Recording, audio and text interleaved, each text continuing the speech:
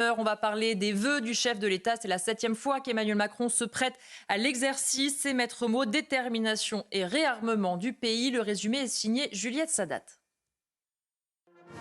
C'est depuis les jardins de l'Élysée que le président s'est exprimé. Emmanuel Macron a présenté à ses concitoyens les différents défis à relever pour 2024. Nous nous engagerons l'année prochaine dans des grands chantiers de pointe, du nucléaire à l'intelligence artificielle ou au transport. Pour qu'en 2027, nous ayons 10 ans d'avance, là où en 2017, nous avions 10 ans de retard. Parmi les objectifs de cette année, le rétablissement de l'ordre et de l'unité républicaine. Nous continuerons de rétablir l'autorité partout où elle manque, face aux incivilités et à la délinquance. En matière d'immigration, la loi votée en décembre, comme l'accord conclu au niveau européen, nous donne les instruments nécessaires pour faire mieux respecter les principes de la République. Une année 2024 placée sous le signe de la fierté française, selon les mots du président. 2024 sera, vous l'avez compris, un millésime français. Parce que c'est une fois par décennie que l'on commémore avec cette ampleur notre libération. C'est une fois par siècle que l'on accueille les Jeux olympiques et paralympiques. Et c'est une fois par millénaire que l'on rebâtit une cathédrale. Emmanuel Macron a également remercié sa première ministre Elisabeth Borne et son gouvernement, alors même que les rumeurs de remaniement circulent depuis quelques semaines. Laurent Jacobelli, 2024 sera un millésime français. Ça doit vous enchanter d'entendre ça. Je vois que le président de la République a dédié une année particulière pour être fier d'être français. Moi, je pense que c'est tous les ans qu'on devrait être fier d'être français. Le président de la République a donné là une image terrifiante d'une caricature de lui-même, en fait. Tellement autosatisfait, tellement heureux de lui-même et en déconnexion tellement totale avec ce que vivent les Français.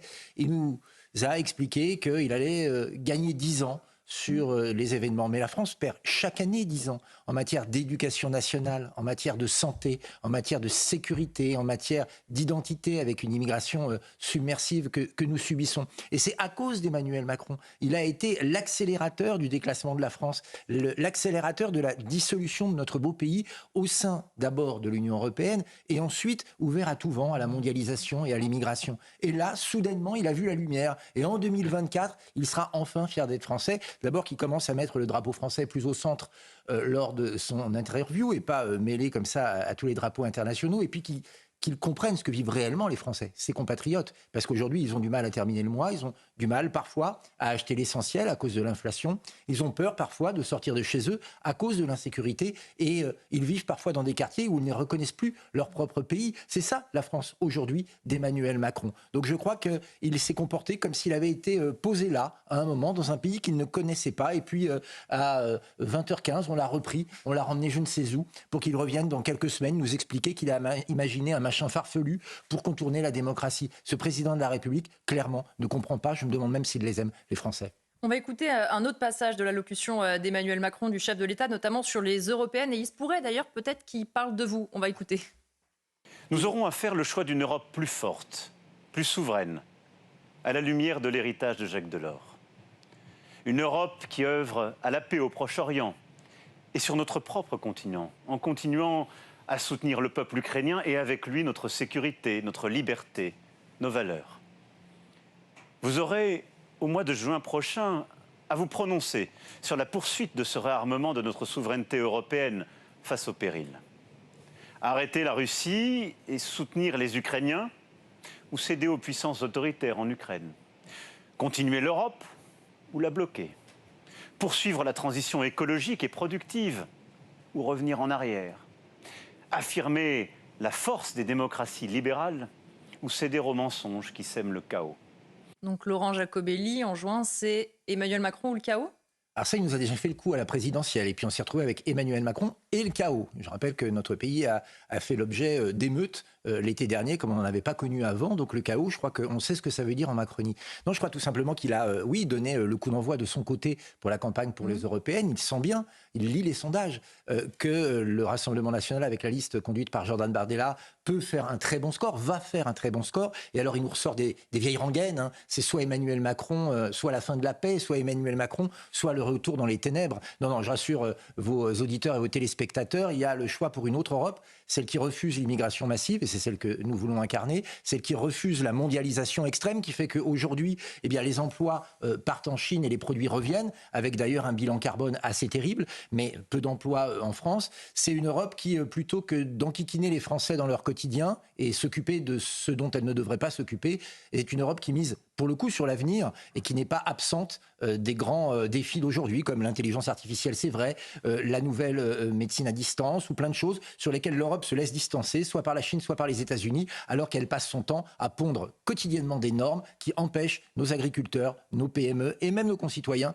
de vivre tranquillement. Bref, une Europe moins carcérale, une Europe peut-être un peu plus compréhensive des nations.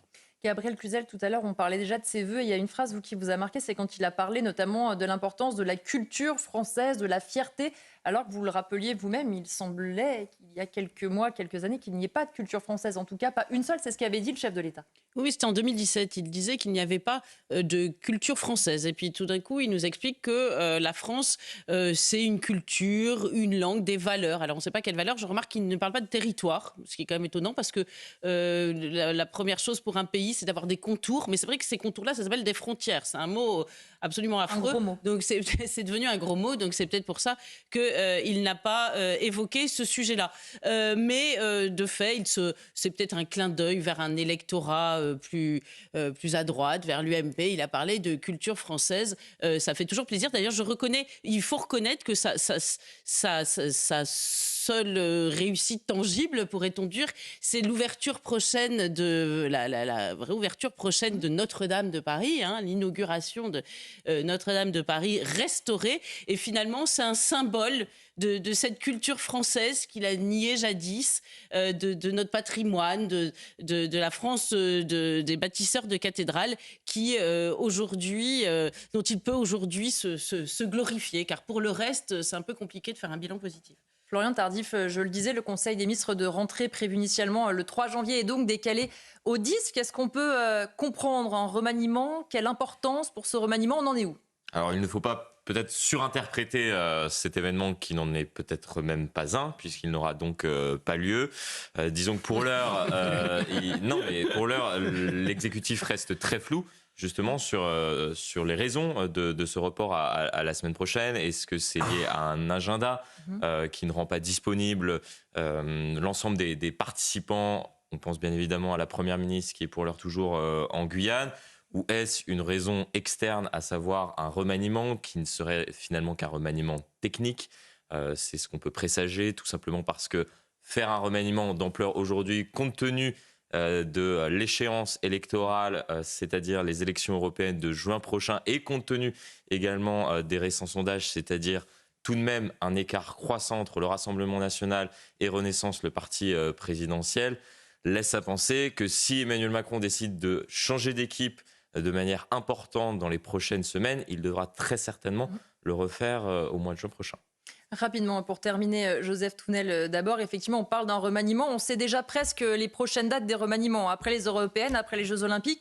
S'il y a un nouveau gouvernement qui est nommé dans la semaine, ça va être dur de mettre en place des choses où il va falloir aller très vite. Oui, mais le président de la République nous a dit qu'il se situait dans les 7 dernières années et que lui, tout seul, il faisait tout. Donc, il n'y a peut-être plus besoin de ministre, en fait. On a l'impression qu'il n'a plus besoin de personne. Alors, ce qui est un peu gênant, c'est... je vais prendre 2 exemples.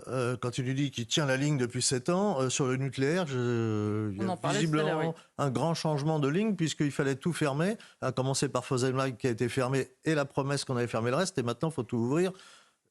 Il devient au bon sens. Et puis, sur l'Europe, moi, ce qui me frappe, c'est qu'il fait appel à Jacques Delors. Alors évidemment, Jacques Delors vient de décéder.